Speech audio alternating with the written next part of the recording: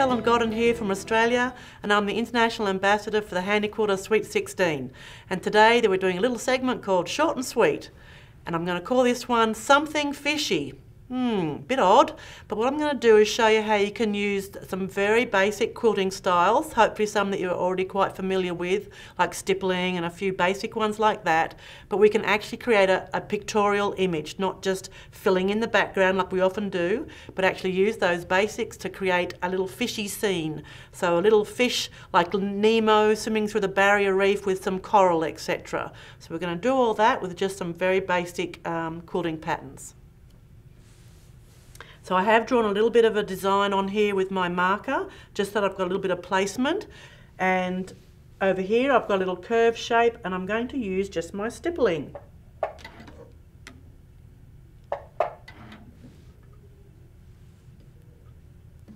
So I've got a curve here, and I'm going to work the stippling into that curve and create like some coral at the Great Barrier Reef.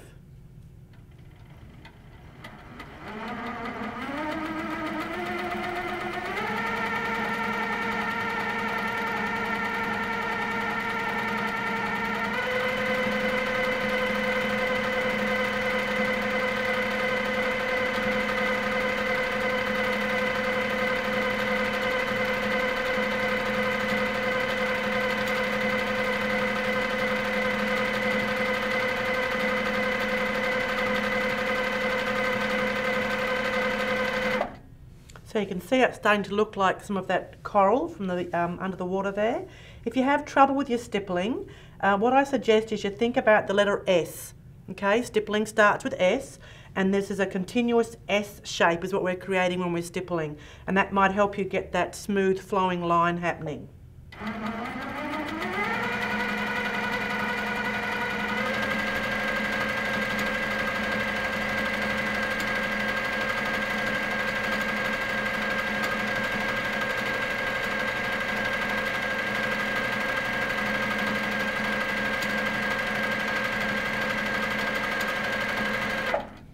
We'll just cut that little thread off, otherwise it's going to annoy everybody.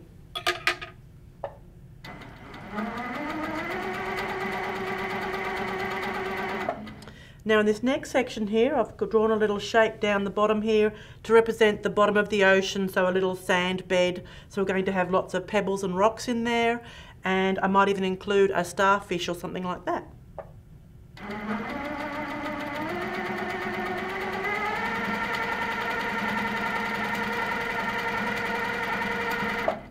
The beauty of a circle, of course, is that it starts and finishes in the same place. So then for a starfish, I can move into that circle and add something inside there, a starfish shape, and still finish at the same point.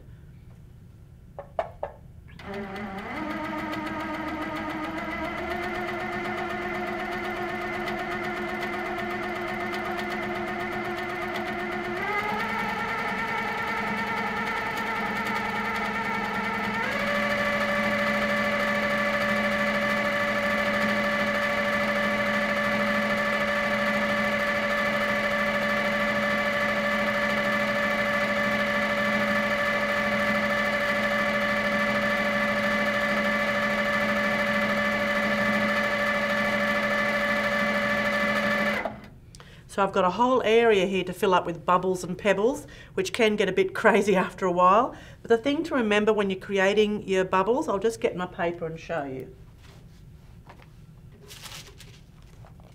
When we're doing any sort of circles or bubbles on our work, it's no good if we just start at the beginning of that circle and finish at the starting point, make another circle, make another circle. All we've done is we keep coming back to that same point all the time, and somehow we need to make our bubbles and pebbles move across the quilt. So you need to over-complete that circle. So from your starting point, make that circle but keep travelling around the outside. Hopefully, ideally on top of yourself, but if you don't manage to, just very close. So you've gone around that circle about 1.5 times, and then you swing off to the next circle. Again, over-complete that circle about 1.5 times until you move on to the next circle. And in that way, they'll all butt up to each other and continue to move across that page. Okay, because what I can see often with beginners is they'll complete that circle and then make another circle, and you end up with a lovely stick of berries, which is okay if that's what you want. But if you don't want a stick of berries, if you want to have those all over bubbles that look like they lock into each other, you need to over complete that circle. So it can start out being perfectly round, and we'll call that a bubble. If they end up quite oval shape, well, they start to look more like pebbles. If they end up a bit squared shape, they can look like stones. Okay, there's all different ways, but it's the same principle of over completing that circular shape. So I liken that to when I'm driving in America when I get lost and I've gone around a roundabout and I've missed that turn off. So I keep driving around the roundabout until I see my turn off and slide off the side. Okay, so it's just like being on a roundabout, and of course I'm driving on the wrong side of the road, so go help me. But anyway, I'm okay at bubbles.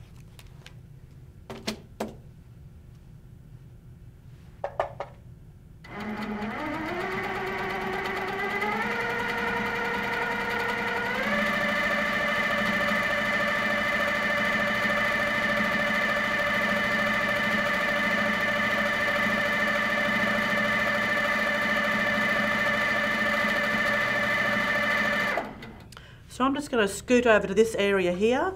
I've got a tall area here that I've drawn with my marker, and I'm going to create some other kind of seaweed for my under the ocean scene here.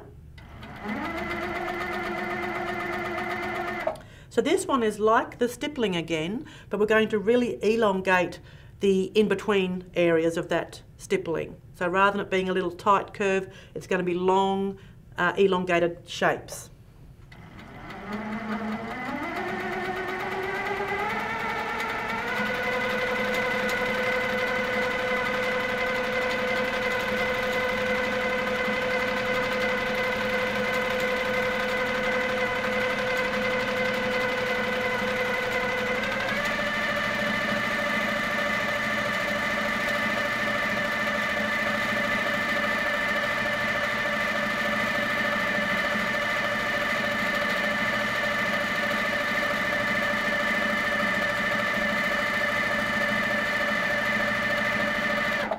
Okay, so we've got some little coral or some fancy seaweed there with an elongated stipple. I'm just going to move across here. I'm going to travel through those pebbles.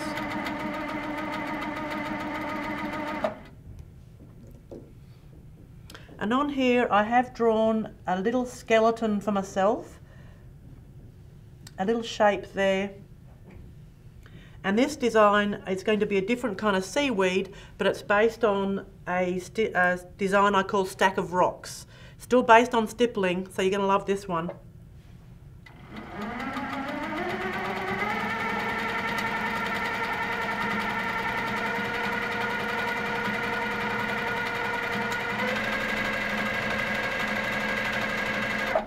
Okay, so I've travelled up that little spine that I drew with a basic stipple, but now I'm going to come down and close that stipple off, and it will make that seaweed, I don't know what it's called, but the one that's the little baubles all stacked up together.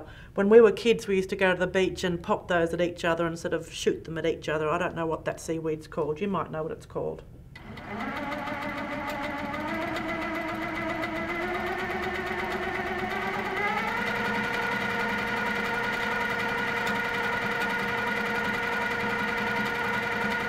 So you can see how I've come back down with another little stipple there and closed that one off. Let's do some more.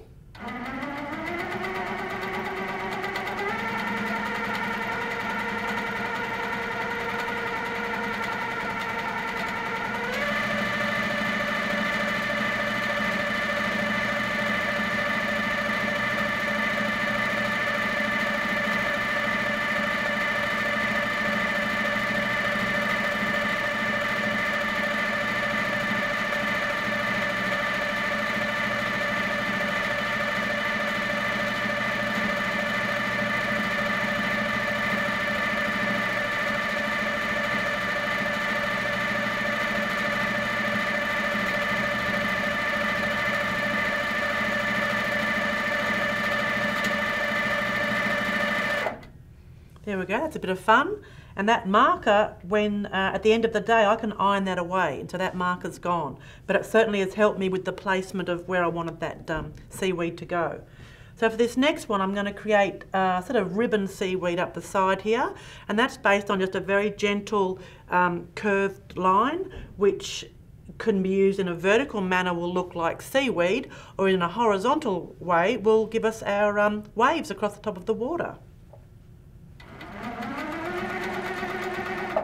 So really for this gentle curve, if you can imagine a letter S and now stretch it right out, it's just a very gentle curve that one way and then the other. Just very gentle curves like an S.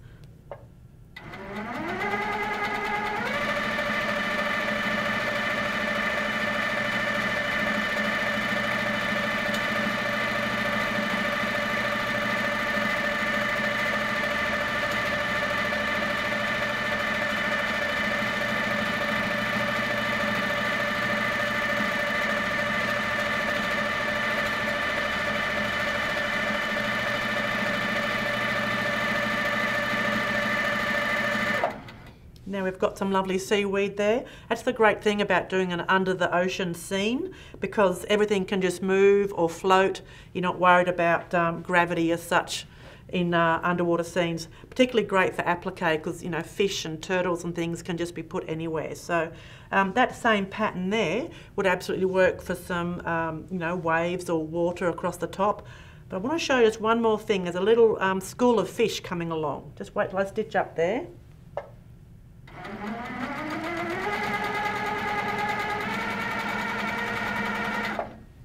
So I'm going to have a little school of fish running across the top here.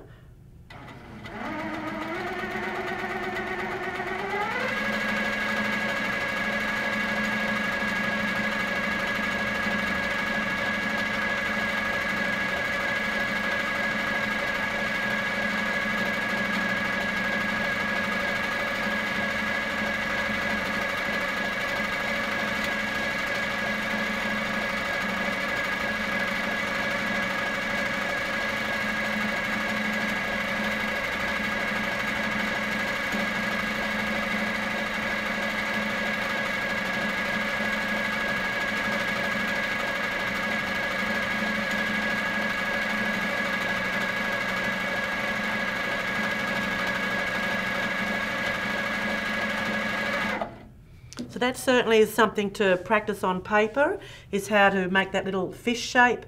And so you use the, you know, the connections in between to represent the waves. And there is that one section of doubling up your stitch to make that fish complete.